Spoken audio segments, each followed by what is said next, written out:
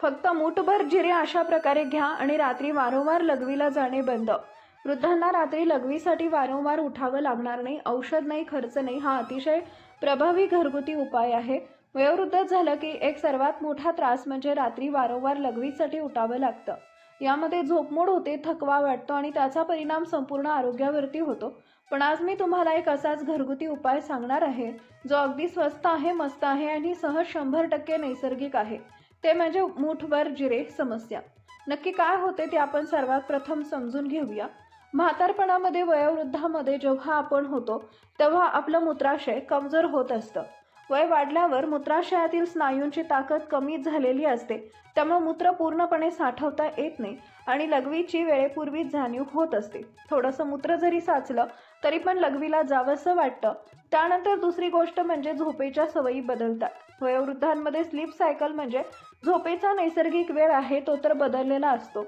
झोप हलकी होते आणि लघवीची थोडीशी जाणीव जरी झाली तरी सुद्धा लगेच जाग येते आणि सतत उठल्यामुळे झोपमोड होते, थकवा जाणवतो. सकाळी उठल्यानंतर जितकं फ्रेश रोज वाटत असतं तितकं फ्रेश वाटत नाही.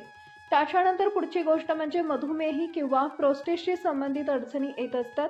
ज्या व्यक्तींना मधुमेह असतो तर त्याच्या शरीरामध्ये साखरेचं प्रमाण वाढल्यामुळं वारंवार लघवीला जावं लागतं आणि मधुमेहींना विशेषतः रात्रीच्या वेळी लघवीस जास्त येते. आणि प्रोस्टेट वाढ जी आहे पुरुषांमध्ये, तर प्रोस्टेट ग्रंथी वाढल्यामुळे मूत्रमार्गावरती दाब येतो, त्यामुळे लघवी अर्धवट होते आणि वारंवार लघवीला जावं लागतं. त्याच्यानंतर पुढचा महत्त्वाचा मुद्दा आहे की मूत्र नियंत्रित ठेवणाऱ्या स्नायूंचं नियंत्रण वयोवृद्ध व्यक्तीमध्ये कमी होतं. वयोमानानुसार पेल्विक मसल जे आहेत ते कमजोर होत असतात, त्यामुळे लघवी होण्याच्या क्रियेवरती संपूर्ण नियंत्रण राहत नाही. कधी कधी गळतीसारखी परिस्थिती सुद्धा निर्माण होत असते. आता या सर्व गोष्टी जेव्हा होतात तर त्याच्यावरती नक्की उपाय काय करायला हवेत. जिऱ्याचं पाणी हे तर मी तुम्हाला सांगणारच आहे, पण त्यावरती अजून एक महत्त्वाचा काही गोष्टी ज्या आहेत त्या प्रत्येक वयोवृद्ध व्यक्तीने लक्षात घेतला तर त्याचा फायदा नक्कीच होईल. सर्वात पहिलं तर काय आहे की झोपायच्या 2 तास अगोदर पाणी कमी प्यायचं आहे. बऱ्याच वेळा काय होतं, जेव्हा वयोवृद्ध व्यक्तींना गोळ्या औषधं वगैरे चालू असतात अशा वेळी काय होतं की ते औषधं वगैरे घेतात रात्री जेवण झाल्याच्या नंतर, म्हणजेच 9च्या दरम्यान, 10च्या दरम्यान आणि त्याच वेळी घटाघट पाणीसुद्धा पिऊन टाकतात. किंवा बऱ्याच जणांना अशी सवय असते की जेवणाच्या नंतर भरपूर पाणी प्यायचं आणि रात्रीचं उशिरा जेवण झाल्यानंतर गोळ्या वगैरे घेतल्या, औषधं घेतली, त्याच्यानंतर घटघट 2 ते 3 ग्लास पाणी पिऊन टाकतात आणि त्याच्यामुळं रात्रीच्या वेळी जास्त वेळी लघवीला उठावं लागतं. याच्यावरती उपाय काय आहे तर झोपायच्या 2 तास अगोदर पाणी कमी प्रमाणात प्यावं. त्याच्यानंतर कॉफी असेल, चहा असेल किंवा सूप असेल तर रात्री 6 ते 7च्या आत आणि नंतर चहा किंवा कॉफी, सूप या गोष्टी शक्यतो टाळायचे. त्यानंतरची पुढची गोष्ट आहे आहार नेहमी हलका घ्या आणि नियमित किगल एक्सरसाइज जे असतात ते करण्याचा सुद्धा प्रयत्न करा. तुम्ही यूट्यूबला सर्च करा, तुम्हाला किगल एक्सरसाइज जे आहेत तर ते मिळून जातील. आता येऊया महत्त्वाच्या मुद्द्यावरती, जे की जिरे नक्की मदत कशी करणार आहेत आणि जिऱ्याचा काय उपयोग आपण करून घेऊ शकतो आणि ते कशा पद्धतीनं आपण आहारामध्ये आणायचे आहेत की ज्याच्या मदतीनं आपल्याला रात्रीच्या वेळी लघवीसाठी उठावं लागणार नाही. तर बघा, जिरे जे आहेत तर ते आपल्या स्वयंपाकघरामध्ये रोज वापरले जाणारे पण फारसे लक्ष न दिलेला घटक आहे. पण खरं पाहिलं तर आयुर्वेदामध्ये याला अमृत असं म्हटलं जातं. वय वाढल्यानंतर जे मूत्रविकार असतील, झोपेच्या अडचणी असतील किंवा मग अपचन असेल, या गोष्टी त्रास देतच असतात. त्याच्यावरती जिरे हे एक उत्कृष्ट आणि घरगुती आणि 0 पैशांमध्ये होणारा उपाय आहे. 0 पैसे म्हणण्यापेक्षा आपल्याला जिरे घेण्यासाठी पैसे लागतात, पण जेव्हा आपण डॉक्टरांकडे जातो त्यावेळी आपल्याला जो काही खर्च येतो त्यापेक्षा जिरे हे नक्कीच उपयुक्त ठरतात आणि कमी बजेटमध्ये ते आपल्याला बसत असतात. सर्वात पहिलं जे जिरे जे आहेत ते पचनक्रिया सुधारतात. जिऱ्यांमुळे पचनक्रियेला चालना मिळते. वयस्कर व्यक्तींमध्ये पचनसंस्था मंदावलेली असते, गॅसेस, ॲसिडिटी वगैरे होतच राहतं. जिरं हे पचनक्रियेला सुलभ करतात आणि अपचनामुळे सुद्धा मूत्रदाब होत असतो. तर अपचन होत नाही म्हणजेच मूत्रदाब जो आहे तो टाळता येतो आणि त्याच्यामुळे रात्रीच्या वेळी जास्त वेळा लघवीला उठण्याची आवश्यकता आपल्याला पडत नाही. दुसरी गोष्ट आहे मूत्रविकार सुद्धा कमी होतात. जिऱ्यामध्ये ड्युरेटिक प्रॉपर्टीज असतात, म्हणजे शरीरातील पाणी योग्य पद्धतीनं बाहेर टाकायला हे ड्युरेटिक प्रॉपर्टीज आपल्याला मदत करत असतात. यामुळे मूत्राशयावरचा अनावश्यक दाब जो आहे तर तो कमी होतो आणि रात्री लघवीसाठी उठण्याच्या वेळा सुद्धा आपोआपच कमी होत असतात. पुढचा महत्त्वाचा मुद्दा आहे मूत्राशयावरती दाब कमी करतो. मूत्राशयावर जेव्हा अन्न न पसरल्यामुळे पित्त किंवा गॅसेस दाब येतो तेव्हा लघवीसाठी वारंवार आपल्याला उठावं लागतं. पण जेव्हा तुम्ही जिऱ्याचं सेवन करता तर हे जिऱ्याचे जे काही लक्षण आहे तर ते कमी करत असतात आणि संपूर्ण पोट आपलं हलकं करण्यास मदत करते. सायंकाळी किंवा झोपण्याआधी जर तुम्ही जिरे पाण्यामध्ये उकळून प्यायला तर तुमचं शरीर शांत राहतं, लघवीची तातडी कमी होते आणि त्याचबरोबर झोप लागण्याची सुद्धा खूप जास्त सोयीस्कर पडतं. त्याचबरोबर पुढचा मुद्दा आहे सूज आणि पाय गार पडणं. यावर देखील हे जिरे मुबलक प्रमाणामध्ये फायदेशीर ठरतात. वयस्करांमध्ये रात्री पाय सुजणं किंवा थंडी वाजून येणं यासाठी जिरे उपयोगी ठरत असतात. थोडक्यात काय तर मुठभर जिरे कोणताही साईड इफेक्ट नाही, खर्च नाही, औषध नाही, फक्त रोजची एक नैसर्गिक सवय. आता हा जो काही आजार आहे तो पुरुषांमध्ये सुद्धा दिसून येतो आणि स्त्रियांमध्ये सुद्धा. तर वृद्ध स्त्रिया जेव्हा असतात तेव्हा खास करून त्या महिला एकांहून अधिक बाळंतपण झालेले असतात. त्यांना पेल्विक फ्लोअर जो आहे तो कमजोर झालेला असतो, त्यामुळे मूत्र साठवून ठेवणं त्यांना सुद्धा कठीण होतं.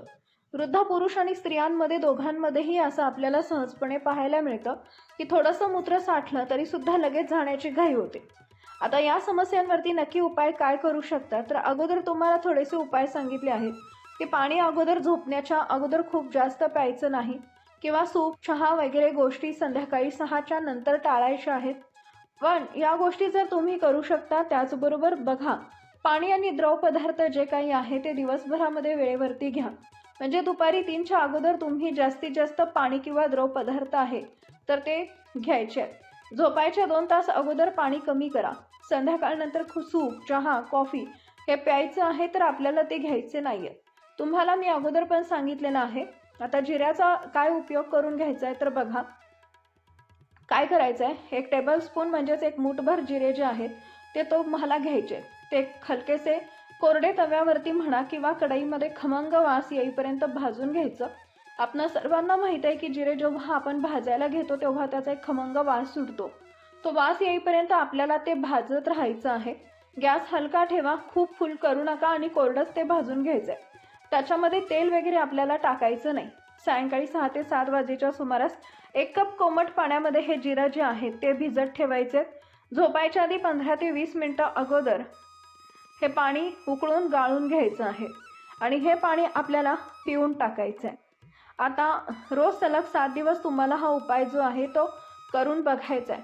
त्याचा तुम्ही स्वतः अनुभव घ्याल. पण हे जे काही 7 दिवस सलग तुम्हाला करायचं आहे, संध्याकाळी जिरे जे आहे तर ते थोडे भाजून घ्यायचे. नंतर 15 ते 20 मिनिटं झोपण्याच्या आधी अगोदर हे पिऊन टाकायचे. पण संध्याकाळी 6 ते 7च्या दरम्यान आपण हे भिजत ठेवा. म्हणजे 3 ते 4 तास ते व्यवस्थितरित्या भिजतील आणि तेच पाणी जे आहे आपल्याला झोपण्याच्या अगोदर पिऊन घ्यायचं आहे. हा उपाय केवळ लघवीसाठी नाही तर संपूर्ण शरीराच्या अनेक गोष्टींसाठी सुद्धा याचा खूप जास्त फायदा 100% होत असतो. याच्यामुळे काय होतं, जिरा आपणा सर्वांना माहीत आहे म्हातारपणामध्ये आपल्याला ॲसिडिटी गॅसेस याचे त्रास सर्वात जास्त होत असतात आणि हेच त्रास कमी होण्यासाठी सुद्धा जिऱ्याचा खूप जास्त चांगला फायदा होत असतो. त्याचप्रमाणे मित्रांनो, बद्धकोष्ठतेपासून सुद्धा तुम्हाला यामुळे आराम मिळणार आहे. झोप अधिक गाढ लागते. त्याच्यामुळे वारंवार आपल्याला जी काही मनाची भावना तयार होते की मला आता लघवीला उठावं लागेल तर ती भावना कमी प्रमाणामध्ये तुमच्या शरीरामध्ये तयार होईल. त्याचबरोबर तुमची पचनशक्ती सुधारते. जसं जसं वय वाढत जातं तसं तसं पचनशक्ती सुद्धा कमजोर झालेली असते. पण जर तुम्ही जिऱ्याचं पाणी पिलात तर पचनशक्ती सुधारते. पायातील सूज सुद्धा कमी होण्यास मदत होते आणि वारंवार लघवीला जाणं सुद्धा कमी होतं. असं या जिऱ्याचे अगणित असे फायदे आपल्याला मिळत असतात. पण यासाठी आपण काय करायला हवं तर सलग 7 दिवस हा उपाय करून बघा. जर तुम्हाला याचा रिझल्ट मिळाला तर हा उपाय जो आहे तो कंटिन्यू करू शकता. आता बघा, उपाय घरगुती असला तरी याच्यामध्ये काळजी घेणं हे गरजेचं असतं. तर यासाठी नक्की कोणत्या व्यक्तींनी काळजी घेतली पाहिजे तर बघा, मधुमेह आणि उच्च रक्तदाब असलेल्या व्यक्तींनी डॉक्टरांचा सल्ला घेतल्याशिवाय जिऱ्याचा उपाय करू नका. जास्त प्रमाणामध्ये जिरे घेऊ नका, कारण जेव्हा काही गोष्टी ज्या आहेत त्याचा अतिरेक होतो तर त्याचा नक्कीच तोटा होत असतो. त्याच्यामुळे या गोष्टीचा अतिरेक करायचा नाही. मित्रांनो, कधी कधी 7 दिवस सलग घ्या. त्याच्यानंतर कधी कधी रोज न घेता दिवसाआड घेणं सुद्धा योग्य ठरतं. कारण जिरे हे शरीरासाठी उष्ण असतात आणि रोजच्या रोज ते तुमच्या शरीरामध्ये जिऱ्याचं पाणी जाणं योग्य देखील नाही. तर 7 दिवस कंटिन्यू करून बघा. जर तुम्हाला त्याच्यामध्ये फरक जाणवला तर नक्कीच तुम्ही पुढचे हे सुद्धा करू शकता. पण 1-2 दिवसांचा गॅप ठेवून तुम्हाला हे करायचं आहे. तर आता या उपायाला परिणाम काही दिवसांमध्ये दिसतो याचा एक अनुभव तुम्हाला सांगायचा आहे. एक आजी आहेत सुशीलाबाई म्हणून. तर त्या दररोज 3 ते 4 वेळा रात्रीच त्यांना लघवीसाठी उठावं लागायचं. त्यांची झोपमोड व्हायची. झोपमोड झालं की शरीर थकायचं आणि एके दिवशी हा उपाय त्यांनी सुरू केला. कारण दुसऱ्या दिवशी उठल्यानंतर त्यांना जितकं फ्रेश झोप झाल्यानंतर तरुणपणामध्ये वाटत होतं तितकं त्यांना फ्रेश वाटत नव्हतं. त्यांनी हा उपाय करायला घेतला. जिरे आहेत तर ते पाण्यात भिजवून त्यांनी पिलेलं आहे आणि 7 ते 8 दिवसामध्ये त्यांना फरकसुद्धा जाणवला. झोपसुद्धा चांगली लागू लागली आणि आता एकदा त्या झोपल्यावर सरळ सकाळी हीच उठत असतात.